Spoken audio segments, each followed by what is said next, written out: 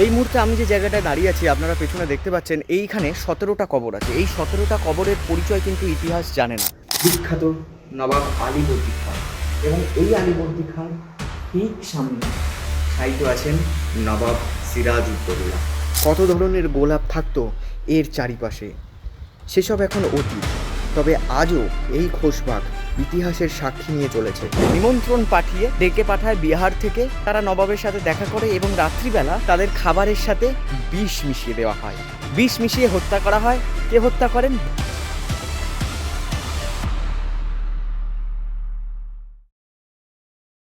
এই মুহূর্তে আমি দাঁড়িয়ে আছি খোশবাগে। তিন দিক ঘেরা উঁচু প্রাচীর। চলুন ভেতরে যাবো একে একে। এই খোশবাগের নাম কিভাবে হলো সেই গল্পটা বলবো আপনাদের, তবে তার সাথে দেখাবো আলীবর্দী খাঁ এবং সিরাজউদ্দৌলার সাথে উম্মে জহুরা এবং লুৎফান্নেসার সমাধি। এবং বলা হয় এখানে নাকি আরো অনেকের সমাধি আছে। সেই সমাধিগুলো নিয়ে কতটা সত্যতা তা বিচার করা যায় না এখন। তবে চলুন আমরা দেখি কতটা সেই রহস্যের সমাধান করতে পারি। আসুন।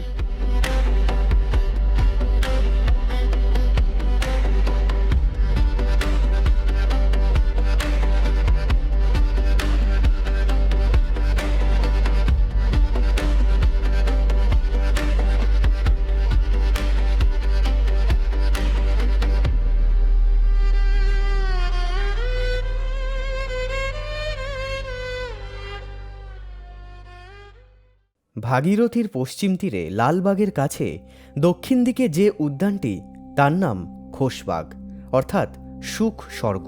এই উদ্যান আসলে একটি সমাধিক্ষেত্র। এই সমাধিক্ষেত্রে আলীবর্দী, সিরাজউদ্দৌলা, লুৎফান্নেসা বেগম এবং সম্ভবত আলীবর্দীর বেগম সরফুন্নেসার সমাধিও অবস্থিত। খোশবাগের সমাধি ভবনে প্রধানত দুটি চত্বর। প্রথমটি প্রবেশদ্বার থেকে শুরু, দ্বিতীয়টি প্রথমটির পশ্চিম দিকে। এই দ্বিতীয় চত্বরে প্রবেশ করার জন্য আরও একটি বিশাল প্রবেশদ্বার। প্রাচীর বেষ্টিত এই সমাধি স্থানটির উত্তর দিকে একটি উঁচু স্থানে 17টি সমাধিক্ষেত্র আছে। এই মুহূর্তে আমি যে জায়গাটায় দাঁড়িয়ে আছি আপনারা পেছনে দেখতে পাচ্ছেন, এইখানে 17টা কবর আছে। এই 17টা কবরের পরিচয় কিন্তু ইতিহাস জানে না।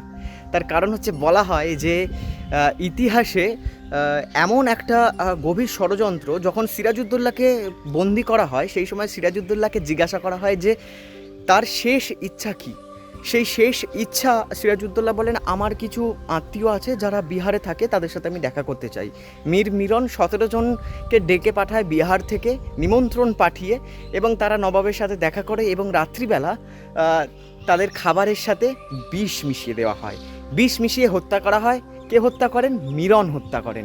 এটা পাওয়া যায়, অনেক তথ্য পাওয়া যায়। এইখানেই সেই 17টা কবর, কিন্তু কারা ছিলেন তারা, তাদের পরিচয় কিন্তু আজ অবধি ইতিহাস জানে না। এইখানেই আছে সেই 17টা কবর। এটা খোশবাগে অবস্থিত। মূল সমাধিগৃহের মধ্যস্থলে সাদা ও কালো পাথরের তৈরি যে সমাধি, সেটি নবাব আলীবর্দীর। তার পূর্ব দিকে সিরাজউদ্দৌলার সমাধি।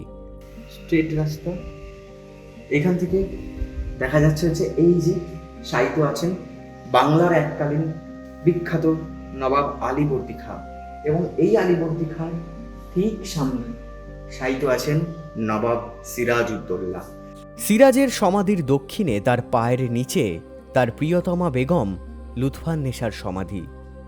এই আলীবর্দী খাঁর সমাধির সামনে থেকে যখন আপনারা যাবেন বা ঘুরবেন, তখন বুঝতে পারবেন কিন্তু এখানে তিনি যে শায়িত আছেন নিরিবিলিতে, এইটাই তো তিনি চেয়েছিলেন জীবনে। তার জন্যই তো তৈরি করেছিলেন এই খুশবুবাগ বা খোশবাগ। এই নিরিবিলিতে থাকবেন বলেই তিনি কিন্তু তৈরি করেছিলেন এই খোশবাগ। যেই খোশবাগ এক সময় ভরে থাকতো ফুলের গন্ধে, যেই খোশবাগ এক সময় ম ম করতো গোলাপের গন্ধে। কত ধরনের গোলাপ থাকতো এর চারিপাশে, সেসব এখন অতীত। তবে আজও এই খোশবাগ ইতিহাসের সাক্ষী নিয়ে চলেছে, এবং আজও সেই ইতিহাস বহমান। যে বহমান ইতিহাসে আপনিও সাক্ষী হতে পারেন। আপনি যখন আসবেন মুর্শিদাবাদে, তখন অতি অবশ্যই এই খোশবাগে একবার আসবেন, কারণ এই খোশবাগে বুঝতে পারবেন যে ইতিহাসের কোথায় দাঁড়িয়ে আছেন আপনি, এবং কিভাবে সেই ইতিহাসকে বাঁচিয়ে রাখার দায়িত্ব আমাদের।